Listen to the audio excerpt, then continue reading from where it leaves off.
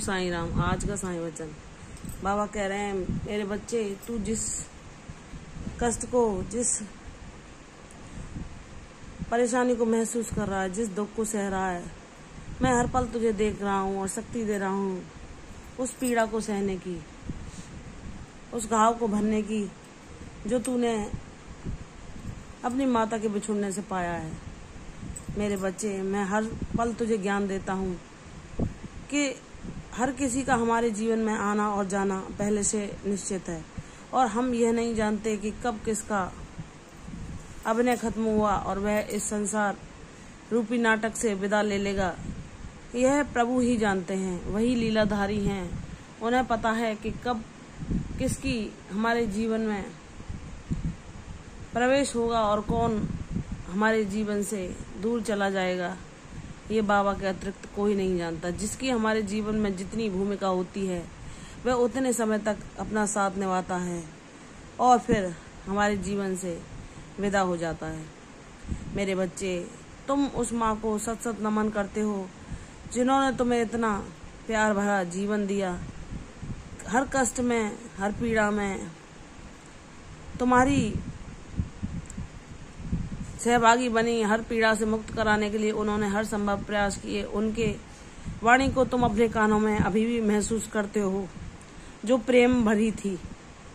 उन्होंने तुम्हें इतना प्रेम प्रदान किया जो तुम कभी जीवन में भूल नहीं सकते। लेकिन मेरे बच्चे, तुम्हें मोहग्रसित नहीं होना है। उनके अच्छे कार्यों और उनके प्रेम को तुम सदैव याद रखो, लेकिन उन्हें अपनी कमजोरी न बनाकर अपने लिए प्रेरणा स्रोत बनाओ कि तुम्हारी माँ ने जो तुम्हें अपने जीवन द्वारा सेवा कर्म, सत्कर्म सिखाए, दूसरों के लिए उन्होंने अपना सर्वस्व अर्पण करके हर किसी को खुशी और सुख देने का प्रयत्न किया, तो वह तुम्हारे लिए प्रेरणा स्रोत हैं। उनसे यह सीखो कि कैसे वह दूसरों की खुशी के लिए अपनी कोई परवाह नहीं करती थी। उनके अच्छे गुणों को अपने जीवन में आचरण लाओ जो वह तुम्हें संपत्ति के रूप में देकर गई हैं, और यही संपत्ति तुम्हारे खजाने को सदैव परिपूर्ण रखेगी। मुझ पर विश्वास करो, वह शांति में है, वह मेरे पास हैं। वह हर पल तुम पर अपनी कृपा दृष्टि और आशीर्वाद बरसाती रहेंगी। जो उनके प्रारब्ध में था, उन कष्टों को सहकर उन्होंने मुक्ति पाई और अब वह सदा के लिए कष्टों से दूर चली गई हैं। मेरे बच्चे, मोहग्रसित न होकर उस ज्ञान को ग्रहण करो जो मैं तुम्हें प्रदान करता हूँ, और हर लीला को मेरी मर्जी जानकर उसमें शांत चित्त से रहना सीखो। हमारे इस जीवन में कोई हमें कितना भी प्रेम करने वाला क्यों ना हो, उन ईश्वर ने हमें इतना भाग्यशाली क्यों ना बना हो कि हमें देवता तुल्य माता पिता मिले, जो हर किसी के लिए संभव नहीं। हम सामान्य लोगों को देखते हैं, उनसे अलग विशेष रूप से बाबा ने तुम्हें ऐसे माता पिता प्रदान करे जिन्होंने तुम्हें हमेशा इतना प्रेम, इतनी आनंद, इतनी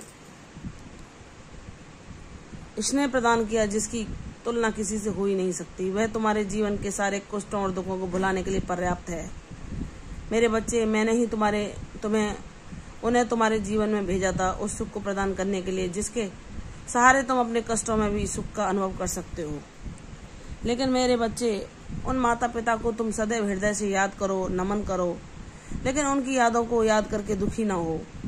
तुम ये जानते हो कि हर किसी का जीवन में एक निश्चित समय होता है, वैसे ही वह सब अपने समय पर तुम्हारे जीवन में प्रकट हुए और अपनी अभिनय करके तुम्हारे जीवन से विदा हो गए।